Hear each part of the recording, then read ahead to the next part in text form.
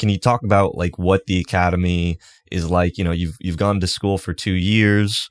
Um, you know, um, on the civilian side, now you're in an academy. Can you talk about like what the difference is from civilian and academy, and what that is kind of like? Sure, sure. So yeah, I mean, civilian to academy is basically, like night and day, right? So, at the community college, you show up to class if you want to. No one's keeping track, right? In the academy, it's there had to be like a valid reason. You had to like, make sure you weren't obviously, like because like obviously there's rules. So and there's rules for a reason, because they're it's all aimed to have you to basically kind of have more discipline and all the rules definitely have a purpose. So I wouldn't say that, I guess, for in terms of like, that class thing, it's, like there's rules to go to class. And then in the community side, it's in community college side and civilian side, it was, I guess no one was really monitoring. You were very independent.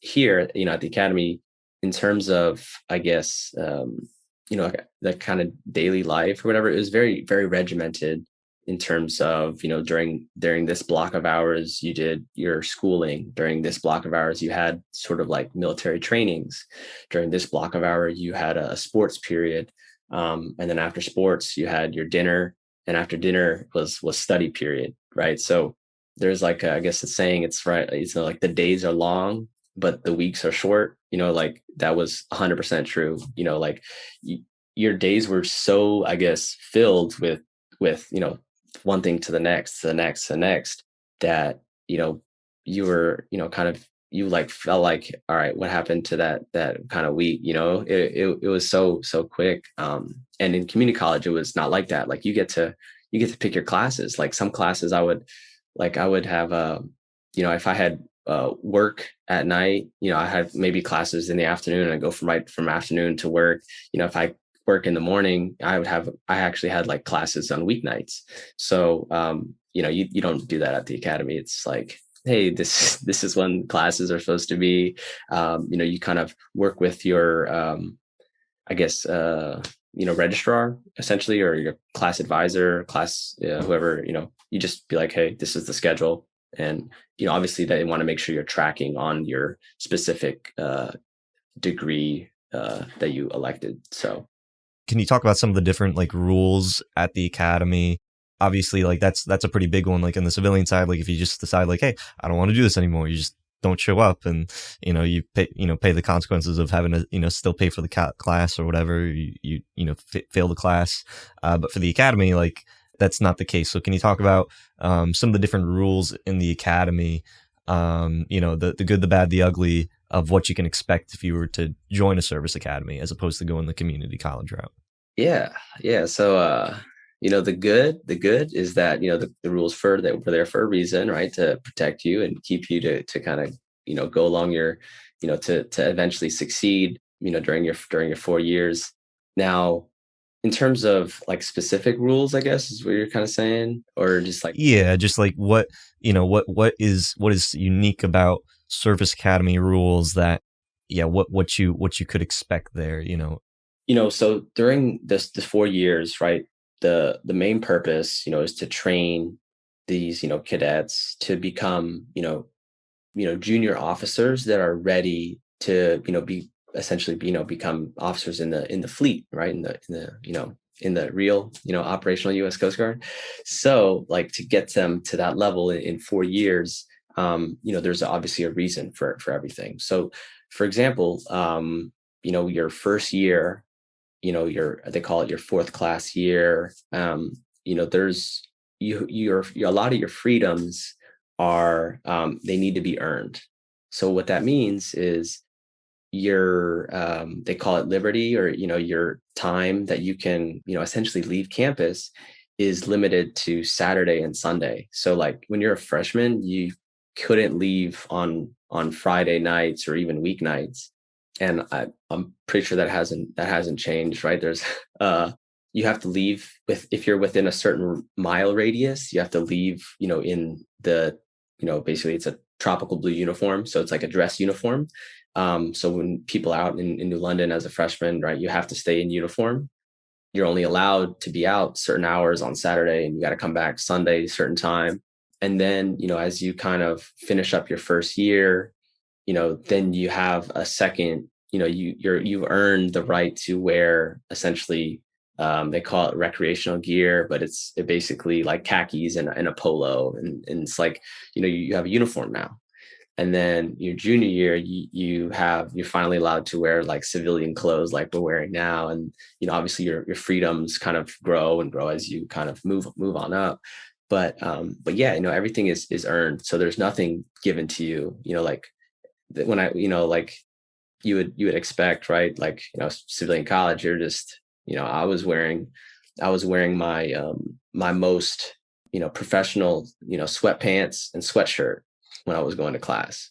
You wouldn't do that at the academy. You have to wear a certain uniform, and actually, the uniforms change. So like Tuesdays and Thursdays were ODUs, and then Monday, Wednesday, Fridays were trops. So yeah, so like to just add an extra layers, like, and you had to abide, right, by these rules, because you're, trying to ingrain that discipline, and and yeah, and the rules were enforced. So if you weren't in the right uniform, or if you weren't sort of like abiding by what the standard is, you were kind of notified, and they had like sort of like a demerit system. But like the demerit system essentially is like you get, like, for all the rules, I guess there's a certain allocation of, I guess, points. And so like if you did something wrong, like there's a process that you were able, that was documented, from, it would have been, like your, I guess, superiors, or people that are upperclassmen essentially. And yeah, that's essentially like there's, the fine rules and liberties of going to the academy. So like in Coast Guard boot camp, like if you touch your face, or if you look at a CC and you're not supposed to be looking at them, you get they call them performance trackers. And based on, like, if the more performance trackers, like, your company commander would look at basically your history and be like, hey, if based off of your history, based off of like how many rules you're kind of breaking, like, why should we keep you in the Coast Guard, like, if you can't follow the rules? And it's just a short period, so like 8 weeks, like, you're either having to go to like ramp, which is like their like their jail, almost, like, not jail, but it's like you have to do like a lot of extra work in order to prove that it's like you really want to stay in the Coast Guard, because you're not following the specific rules. And if you decide like, hey, this is way too tough, then you fail out. You say, I don't want to join the Coast Guard, or I don't want to do this anymore. Or if they look at you and they look at your performance, they say, hey, we're going to send you back a week, or we're going to send you back 2 weeks. And if you get sent back so many weeks, so many times, then they're just like, hey, you're not fit for the Coast Guard. So it's, with the academy though, you're in for 4 years. So like how does that work? Are they like, hey, you're not ironing your uniform very nicely, and so we've invested all this money and time into you, but you look like a schmuck, so we're gonna kick you out of the academy? Like, how does that work, like, as far as rules and punishment, in order to get people to fit in line with what's expected? Sure. Yeah. So, obviously there's a standard, right? And so if you're performing below that standard, there's consequences. And so in your first year, right, your freshman year, fourth class year, you have a little bit more, I guess, leeway to make mistakes, right? So, and that's basically, mistakes are, they happen, they're natural, right? Everybody makes mistakes. But the point is, right, you want to learn from those mistakes. You don't want to repeat them again. So, for example, like if like take, you had to be in the, essentially the on base or in the barracks at a certain hour for Liberty, when Liberty expires, you know so if you didn't make that timeline, and you were like a freshman, obviously, you'd get demerits, you that would be documented.